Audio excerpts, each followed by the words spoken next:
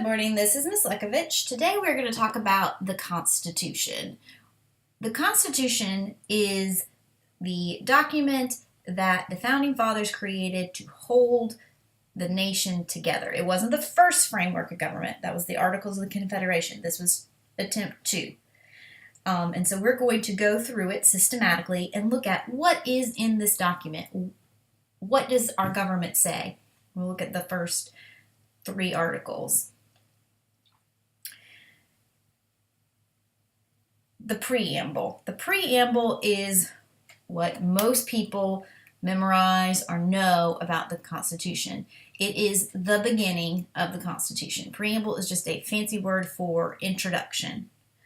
Okay, so the very first portion of the Constitution is called the preamble. It's the thesis. If you're writing a paper, I'm sure you have heard about writing a thesis to tell you about everything that comes after. Well, that's what the preamble does. It states, this is why we're writing the Constitution. This is what we hope to achieve. Okay? So we're going to read through it and we'll talk about each one of these things. Why the Constitution was created. We the people. Okay? So that's very important. People. That starts a democracy. This is not going to be we the king, I the king. No. We the people of the United States in order to form a more perfect union.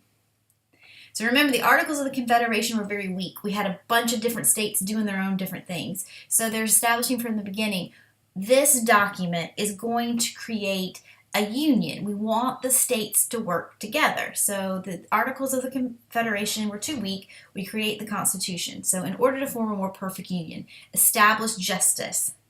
Okay? We know that the Constitution needs to be created so that everyone falls under the law and can obey the law, and it's very clear. And how is it going to be carried out? How are laws going to be created? Ensure domestic tranquility and provide for the common defense. If you've had a government class, you know that there are 2 main reasons that governments develop.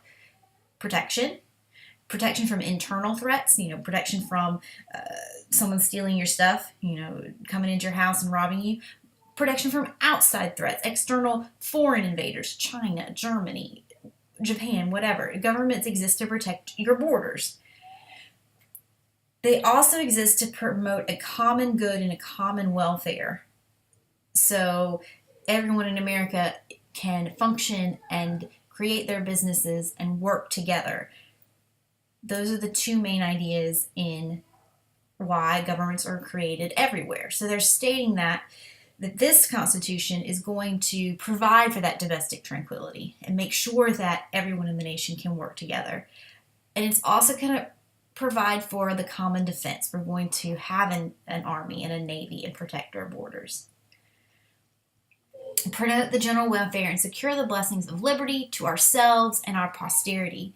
So we're going to work to ensure that America grows and that we're blessed, not just for us, but for our posterity, for our children, for our grandchildren. Okay, so everything in the Constitution that comes after is a framework that's going to support and encourage these things that are outlined in the preamble. So the Constitution is divided up into articles. Think of articles like chapters in a book. Chapter 1, Article 1. Okay? So Article 1 is going to be about the legislative branch. So the first part it says, all legislative powers herein granted shall be vested in a Congress of the United States, which shall consist of the Senate and the House of Representatives. Okay, so there's your topic sentence. This article is going to cover what makes up the Senate, what makes up the House of Representatives, what powers does the legislative branch have. That's all going to be outlined in Article 1. So, Article 1, legislative branch makes the laws, okay? It can't interpret them. It can't enforce them. All it does is create laws. Think about laws, business laws. If you created a business, you have to know how many taxes. It's a law that you must pay X, Y, and Z amount in taxes. How long can you hire somebody, work somebody? Can they work 60 hours? When do you have to start paying them overtime? All of these laws were created by the legislative branch. There's laws in schools. There's anti-bullying laws. There's school meal laws. There's internet usage laws. Alcohol laws. You have to be 21 to buy alcohol.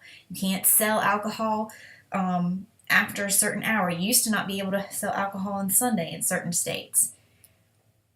All of that was created in the legislative branch. Okay? So what does the legislative branch look like? The Constitution creates a Congress. Congress is the word that describes two houses. Okay? So if you say Congress, you're talking about the House of Representatives and the Senate. Two different houses make up the Congress. So let's talk about the House of Representatives. The House of Representatives is based on population. There are 435 House members. That is a number that's stated in the Constitution. The Constitution says this is the number. So let's say everybody moves to California. They want to get out of the New York cold. They want to get away from snowstorms or whatever. And so people start moving and migrating to California. So what happens?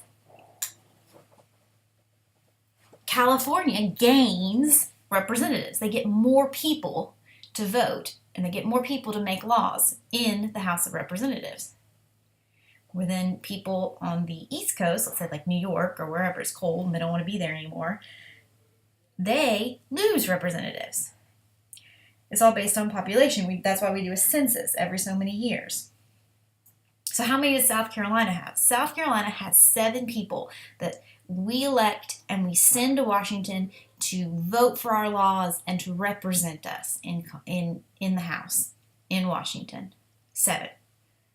We're not a very populated state. We're more populated than Montana, but we get 7.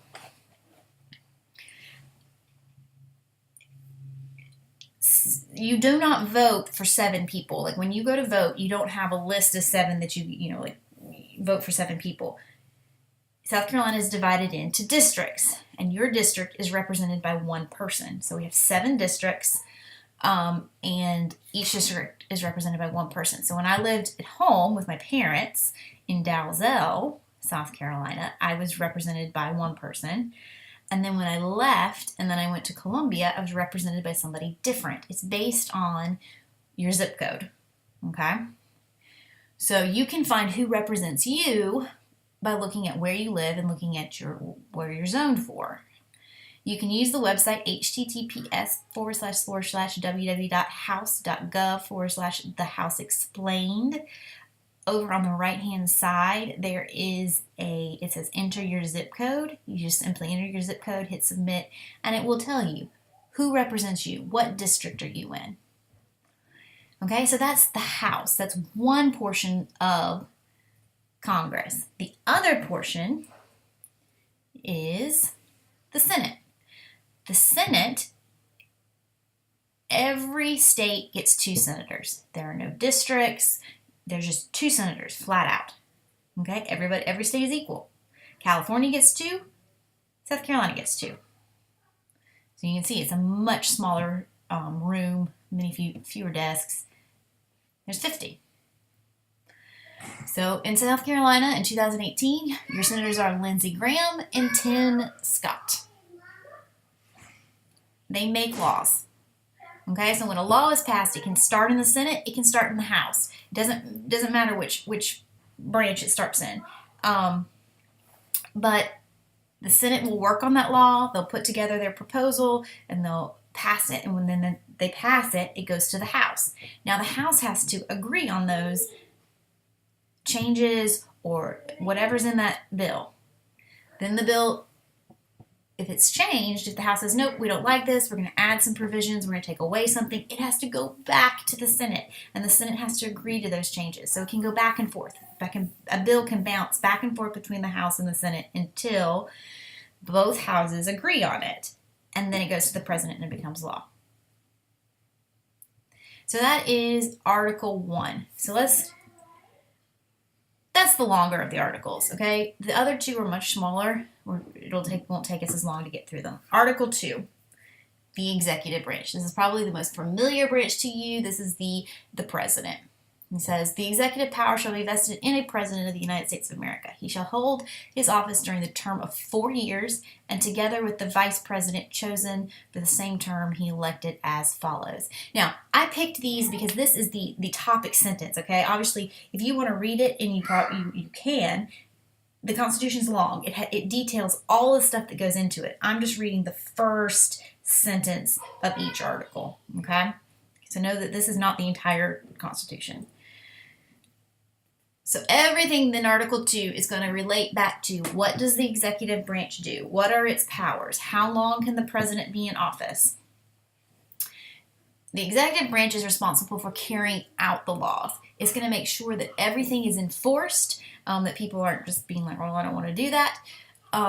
It mainly outlines the roles and responsibilities of the president. It's going to talk about the president being the head of the nation and representing the U.S. It's going to talk about how he's the commander-in-chief and is head of the armed forces. He's a chief diplomat. He can go overseas and act as a representative for the U.S. overseas. He's a chief administrator. He nominates people to the Supreme Court.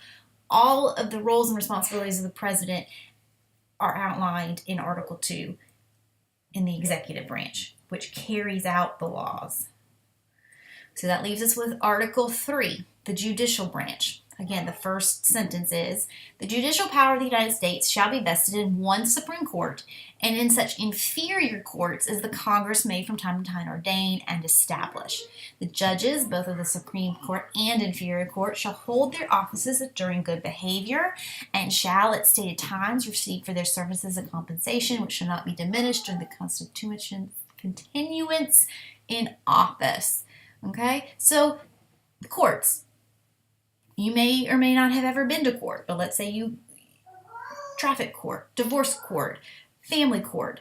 All of these courts had to be set up. You had to have judges. You have to figure out, well, are we going to use one person to decide all court cases, or are you going to have a panel? Are you going to have jurors? All of that is outlined in Article 3. It is the one that interprets the law. So you could have the easiest way to look at interpreting law is to think of something that might be applicable to you. Let's take speeding. Okay? The speed limit is 70. Okay, that's the law. You should do it. You get pulled over, you're doing 75. Do you get slapped on do you get handcuffed and thrown in jail for 10 years for going 75? What if you're going 120? Okay, so the court system has to interpret what the law says. The law says it's 70, but what's the punishment? Okay, we don't throw people in jail for going 75. But if they're going 120, your fine might be bigger, there might be continuing circumstances, all of that. That's what the courts do. And that has to be set up in Article 3. So you've got all these different court systems that were set up. Divorce court, traffic court, criminal court, Supreme Court. Supreme Court is the highest court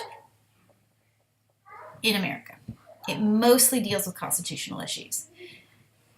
Right to privacy, civil rights, all of that stuff is taken care of in the Supreme Court.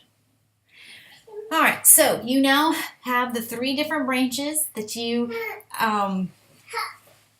understand. So make sure you understand and can detail what each branch does. Make sure you understand what the purpose of the Constitution was, what it states its goals are. Make sure you know who your representatives are in that government.